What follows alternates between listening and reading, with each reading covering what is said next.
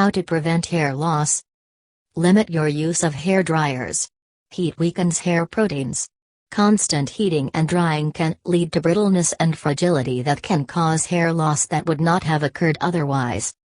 Natural drying is best for your hair, so aim to dry it naturally more often than drying it with heat. Other devices that heat your hair, including hot curlers, hot brushes and hair straighteners, can also have this effect. If you do use heated tools, be careful, because continually burned scalps can permanently damage hair follicles. Avoid perms. Perming refers to either chemical straightening or chemical curling, both of which can damage your hair.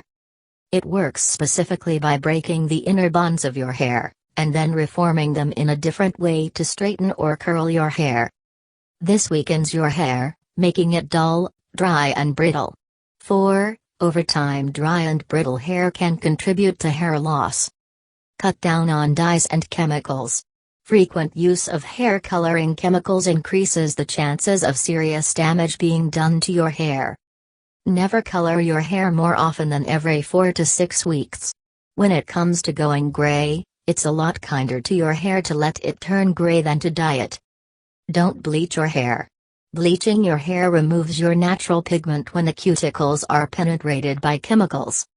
By doing this, you are changing the structure of your hair and making it more susceptible to damage. You are making it weaker, so bleaching coupled with blow drying and styling can really damage your hair. Don't pull your hair too tight. Some hairstyles that require tight pulling and elastics or clips can be a cause of hair loss if done on a daily basis. For example, tight ponytails, tight braids, cornrows, and plaits can lead to significant hair loss when done daily. Winding hair tightly onto rollers, especially heated rollers, is also liable to cause more hair loss. The medical name for loss of hair due to hairstyles that are too tight is known as traction alopecia, and it is completely preventable as a cause in and of itself. Caring actively for your hair. Choose a suitable shampoo for your hair type. Getting a good shampoo will really help you to have a healthy head of hair, so take some time to find that matches your hair type. Consider if you have fine, dry, greasy or normal hair and try a few different ones to find what works. If you have dandruff or color your hair, get a shampoo that is specifically meant for this. Protein-enhanced shampoos and conditioners that boost volume make hair smoother and thicker temporarily because they fill in gaps on the hair shaft, but they don't repair damaged hair. Look at the ingredients to find a mild shampoo. Using a mild shampoo can help you maintain a healthy scalp and head of hair. Checking the ingredients in your shampoo can give you a good idea of whether or not it is mild.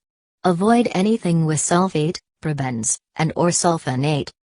Instead, look for isotoniate or glucoside to be the first ingredient after water. Common ingredients that contribute to a mild shampoo include sulfosuccinates, sultans and amphoacetate.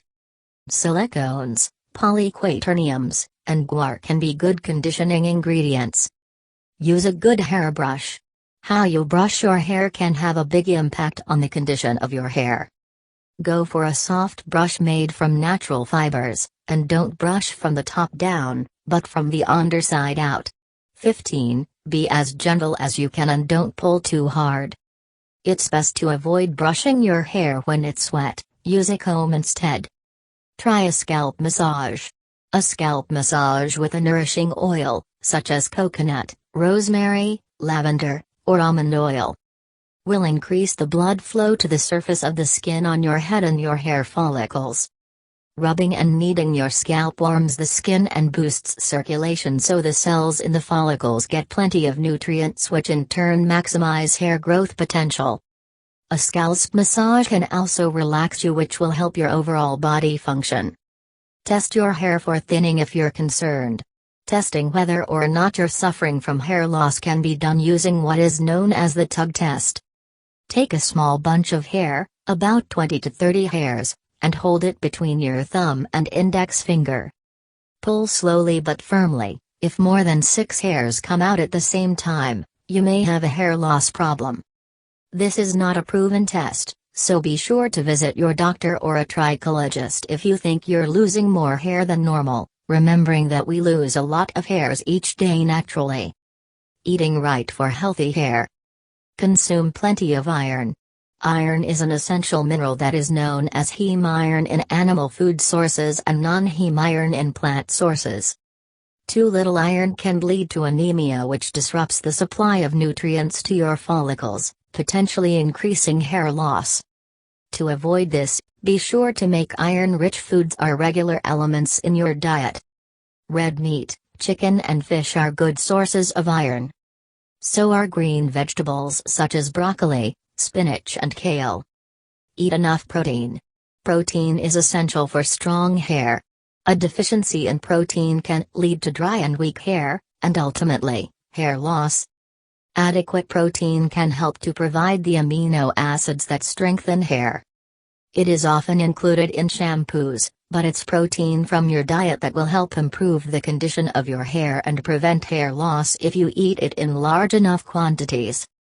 Get protein by eating seafood, poultry, milk, cheese, yogurt, eggs, beans, pork tenderloin, soy, lean beef, and protein bars. Vegans, dairy-free consumers, and others can get good non-animal protein from tempeh, tofu, whole wheat bread, peanut butter, brown rice, lentils, quinoa, nuts, seitan, beans, and broccoli. Consume vitamin C. Foods with plenty of vitamin C help in the good absorption of iron, so try to combine iron-rich foods with those that are high in vitamin C to get the most out of the iron.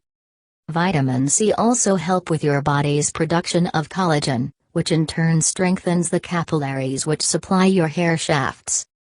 Good sources of vitamin C include citrus fruit, kale, broccoli, Brussels sprouts, baked potatoes and tomatoes.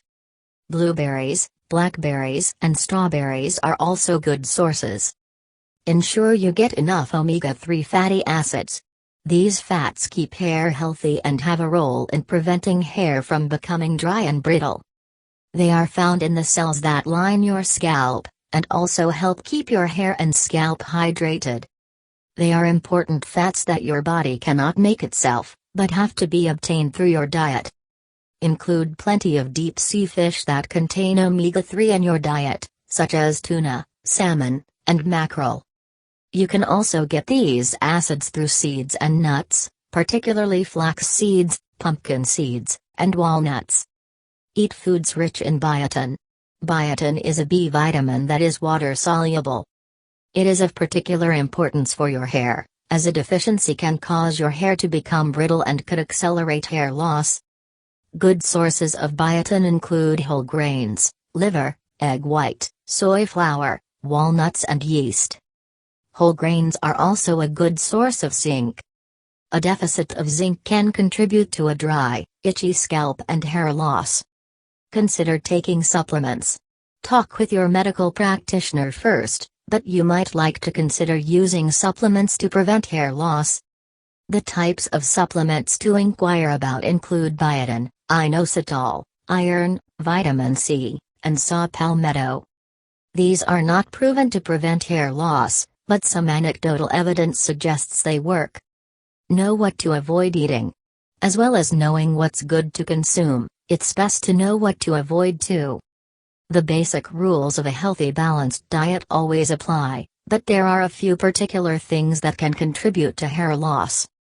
The artificial sweetener, aspartame, has been cited as a cause of hair thinning and hair loss.